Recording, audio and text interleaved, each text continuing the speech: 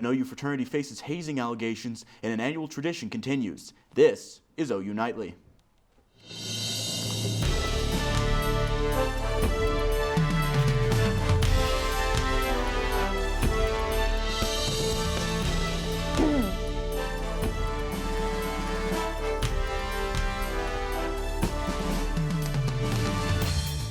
Thanks for joining us for OU Nightly. I'm McKenzie Gladney. And I'm Will Blessing. We begin tonight with the very latest from Oklahoma Governor Kevin Stitt on the COVID crisis in our state.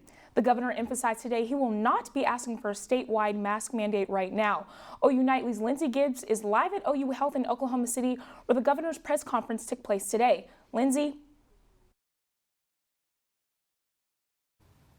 That's right, McKenzie, no mask mandate as of today, even though hospitals across Tulsa have run out of ICU beds.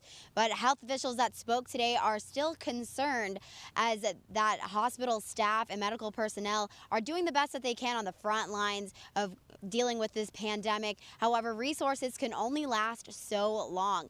The medical professionals got up and spoke that said we need to start curbing the rate of infection across Oklahoma. As we saw earlier in the past week, we saw a rise in COVID cases, the highest spike that we've seen ever before, as well as Tulsa running out of hospital beds. Health officials say that we need to start taking action.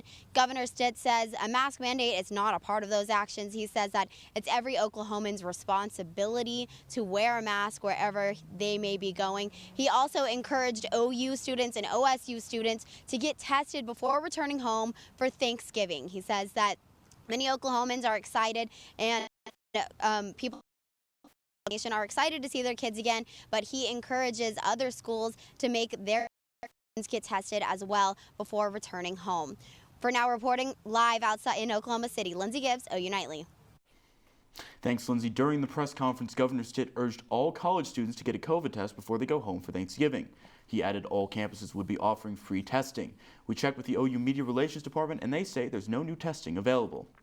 Right now, new testing site students can be tested on campus at Cates Center Building 3, Monday through Friday, 10 a.m. to 6 p.m. Students and staff can be tested at Goddard by making an appointment, and anyone can visit the Emmy testing sites in Norman. Those are currently located at Emmy Labs headquarters, just off 24th Avenue Northwest on Corporate Center Drive, and at the Cleveland County Health Department. The press conference was prompted by recent record high numbers of COVID cases last weekend. 4,000 new cases were reported in one day. Today, the state health department reports just over 1,700 new COVID cases today. That brings the total number of currently active cases to 20,632. The health department also says there was 7 new deaths reported today, bringing the state's death toll to 1,451. Another alarming statistic is the number of Oklahomans currently hospitalized with COVID. As of this morning, just over 1,100 people were in hospitals statewide, with most ICUs at or near capacity. Now to a breaking story on the OU campus. Tonight, we know fraternity Sigma Phi Epsilon is being investigated for hazing. The fraternity's headquarters in Richmond, Virginia, issued a press release today saying they are aware of hazing allegations at the chapter on the OU campus. They say they will be working with the university and the chapter to conduct a full investigation in the coming weeks. Until the investigation is complete, the SIGEP chapter is not allowed to hold any chapter activities on or off campus until further notice. We reached out to the Interfraternity Council for comment, but have not yet heard back. In around the world, coronavirus cases continue to climb. Jessie Klinger has more on that and the rest of today's headlines from around the world. Jessie? Thanks, McKenzie. The United States tops 10 million confirmed coronavirus cases since the pandemic began. 1 million of those cases reported just in the last 10 days. Experts predict the U.S. could soon hit 200,000 cases daily, and the surge is reaching every corner of the nation. At least 16 states have record hospitalizations, including Ohio, which recently saw its worst week so far. Johns Hopkins University reports more than 283,000 Americans have lost their lives to coronavirus. President Vladimir Putin announces a deal between Armenia and Azerbaijan ending military conflict. Putin says disputed territories will be returned without any further bloodshed. The territorial conflict began in September. More than 1,200 Armenians have been killed. The agreement calls for Armenian forces to turn over control of areas outside the borders of Nagorno-Karabakh Nearly 2,000 Russian peacekeepers are to be deployed in the region under a 5-year mandate. The Vatican released a long-awaited report on U.S. Cardinal Theodore McCarrick. The 2-year investigation found that a series of bishops, cardinals, and popes downplayed or dismissed the reports of McCarrick's sexual misconduct with seminarians. The report blames deceased Pope John Paul II in part. John Paul appointed McCarrick Archbishop of Washington, D.C., despite rumors and allegations regarding his behavior. The report also concludes current Pope Francis continued in his predecessor's belief that McCarrick was wrongly accused.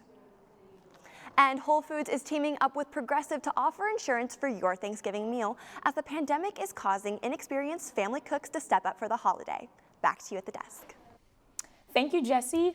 Will, the weather has been beautiful today. It has. I've really been liking this cool wind that we've been getting. It's really been cooling down. You know, is this going to stay around, Hannah? Yeah, we're looking at this for the next couple of days, and look at the sunset we're setting up for. Just a couple clouds out there, and it's going to be a beautiful one. And it's just been beautiful all day, but like you said, those cooler winds, that is significantly cooler than yesterday due to these. We saw a cold front move through, and we're around 10 to 20 degrees colder than we were yesterday due to that cold front. Our current winds, you can see those slight northerly winds keeping us on the cooler side. So our temperature is sitting in the 50s in the northern part of the state and 60s down to the south. So it's been a pretty nice cool day out there. Coming up, I'll have more on the Veterans Day forecast for tomorrow. We'll track Ada and the active tropics we've been seeing, and we'll take a look at the week ahead. Back to y'all at the desk. Thanks, Hannah. Now, donating blood is important, but blood banks need support now more than ever. Find out how your donation can help COVID-19 patients coming up. Plus, President Trump says the election was full of voter fraud. Find out what that means for a transition to the Biden administration when OU Nightly continues.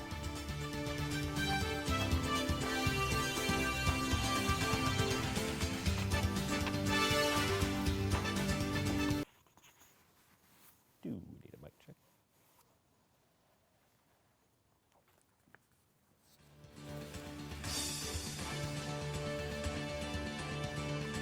President Trump is still fighting for the presidency. Dylan Rivera joins us with an update on the election and other political news. Dylan? The Joe Biden campaign has declared victory in the 2020 presidential election and is preparing for a transition, but President Donald Trump has yet to concede the race. Trump and his legal team are alleging voter fraud and irregularities and have filed lawsuits in key battleground states. Experts say these lawsuits are unlikely to significantly affect the outcome of the election, but they could foster negative attitudes toward the electoral process. That this could damage people's faith in elections in general, that it could damage their faith that votes are going to be counted accurately. Harris camp says they are shrugging off Trump's refusal to accept results and that they will be able to get right to work after the inauguration. The Affordable Care Act is facing a third Supreme Court test today, but so far it seems unlikely that they will be shut down. The challenge stems from Congress's minor adjustment in 2017, setting the penalty for not obtaining insurance at zero. Because the original law was upheld as a tax, challengers now argue it is unconstitutional without one. A decision from the Supreme Court isn't expected until 2021. And just a day after President Trump fired Secretary of Defense Mark Esper, one of the top Pentagon policy officials resigned today. James Anderson served as the acting Undersecretary for Policy since February, and he will be succeeded by the controversial Anthony Tata. Tata is reported to have made a number of Islamophobic comments. Senate Armed Services Committee Chairman Jim Inhofe canceled Tata's confirmation hearing, but Trump bypassed the hearing by designating Tata as, quote, the official performing the duties of the Deputy Undersecretary of Defense for Policy. And President Trump is planning to make the naturalization test longer, making it more difficult for immigrants to become U.S. citizens. McKenzie? Thanks, Dylan.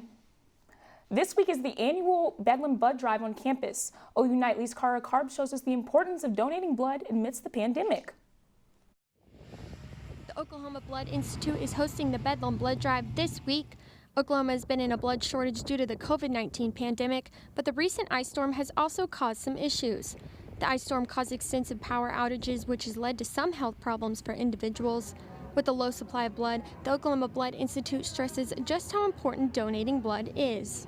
So every day we have folks in our hospitals who need blood. Every 2 seconds, someone needs blood products. So it's important to get out and make sure that we're saving local lives. The goal for the blood drive is 600 units of blood. Every one donation can save up to 3 lives.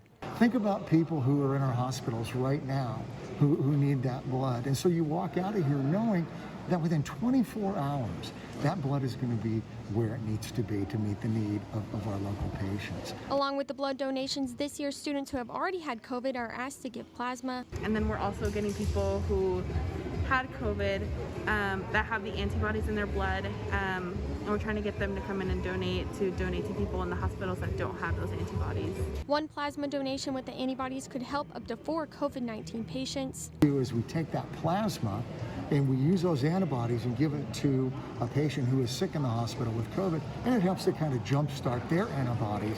And so the healing time, what we're finding is that the healing time is a lot shorter. Those who donate plasma are entered to win a $1,000 scholarship, and all donors will be entered to win a $1,000 Visa gift card. You can make an appointment to donate online at the Oklahoma Blood Institute website. Kara Carbs, OU Nightly. The blood drive will be from November 9th through 13th in the ROTC Armory from 10 a.m. to 4 p.m. Now, a staple Oklahoma City event is postponed yet again due to COVID-19. We'll take a look at the new precautions in place, and Hannah Gard has another look at today's weather.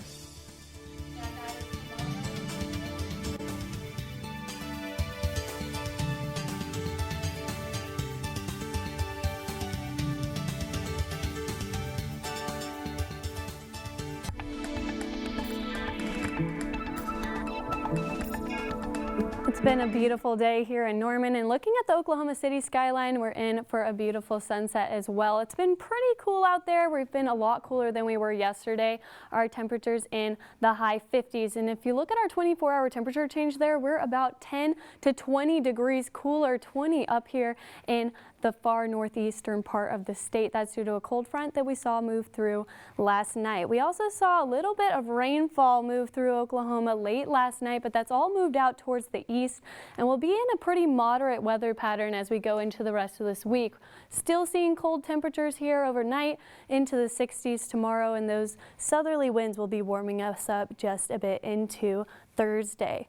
Taking a look at our 10-day air mass here, you can see this pretty moderate weather pattern. We're not seeing much action, but then on Friday night, you can see the slight dip in a trough, and that is what causes cold fronts to move through. So we will see a potential for some rainfall overnight Friday night into Saturday due to that dip there. And we'll see it moderate out, and we'll still be in those cooler temperatures as we go into next week. Our lows tonight in the 30s across the state, feeling pretty chilly, and waking up tomorrow on Veterans Day, it's going to be a pretty nice day. We'll be in the high 50s throughout the day, so it's going to feel pretty warm, and if you're looking to get out and barbecue and celebrate, we will have a very nice day for that. Our highs tomorrow, we're in the 60s across the state, feeling very warm, and it's just going to be a great week to get outdoors. So if you're looking to head outside, it's going to be sunny and in the high 60s. We are tracking some still tropical activity in the Gulf of Mexico. This will be into the middle of the week. Could see Ada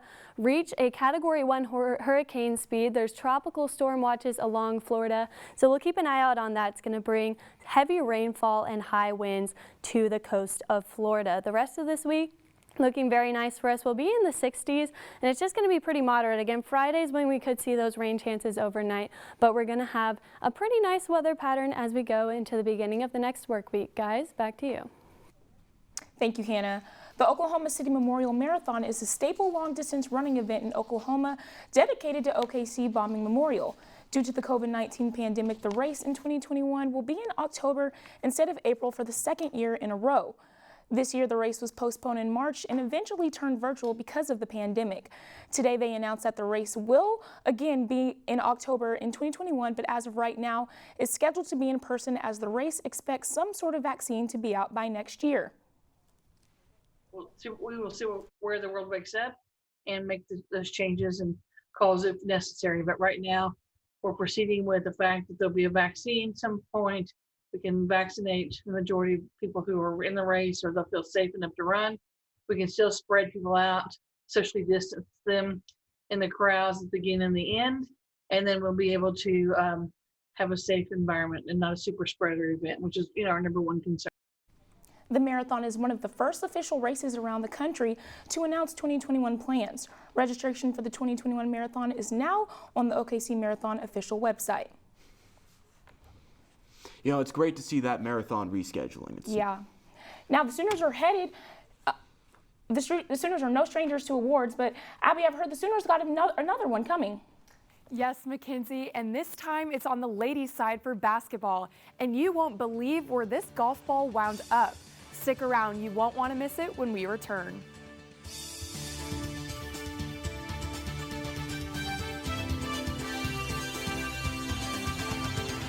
Back to OU Nightly. Now what? Sports. Students at OU not only do this newscast, but we also do Sooner Sports Pad, which airs every Monday. On last night's show, reporter Lindsey Gibbs caught up with senior Brady Manick to talk about his final season. Manick is from Hera, Oklahoma, and spoke about how grateful he has been for his parents throughout this journey. My parents, they're really happy I chose to go here. I mean, they're 45 minutes away. They actually bought tickets today with the rest of the family members, so it's pretty cool. I think having my grandparents, my aunts and uncles, my brother can even make it sometimes.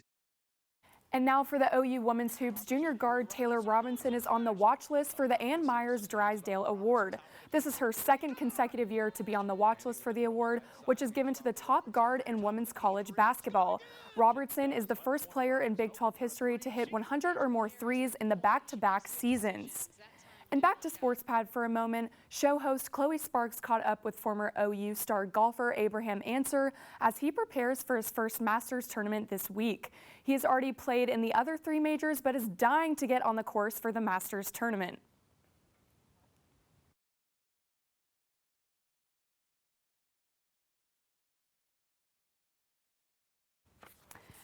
Ancer said that he is just so excited to get back to the course, and he will be playing this week at the Masters tournament, and he is just super excited. And at the Augusta Nationals Tuesday practice round, the world's second-ranked player, Jon Rahm, hit what might be the shot of the tournament. On the par 3 16th hole, after skipping it across the water, Rahm's ball skidded nearly to a stop on the green before hanging a left turn, and now it's looking for a place to call home. How about the hole? Yes, an amazing hole-in-one. Play gets underway for real on Thursday. And now taking it to the field, the Auburn-Mississippi State game has been postponed. The Tigers will now have a second straight week off due to a Mississippi State COVID-19 outbreak. This game has been rescheduled for December 12th, and the LSU Tigers have also suffered from a small outbreak in recent days. LSU has already moved the Florida game to December 12th, so the options are limited if it comes down to it for the LSU and Alabama game to be moved.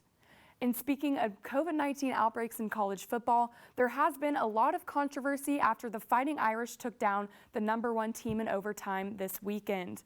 Notre Dame fans cannot wait to storm onto the field after this upset.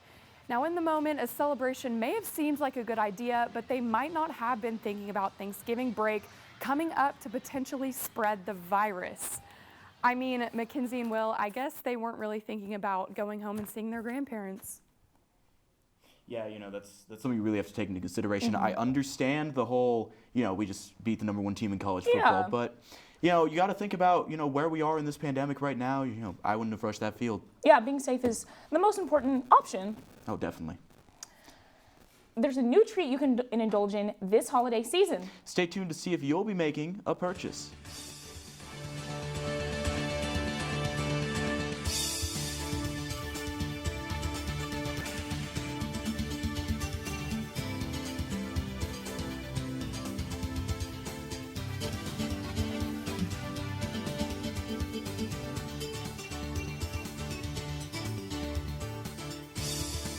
I'm Olivia Dague at the OU Nightly Update Desk. An Amber Alert issued earlier today has been canceled.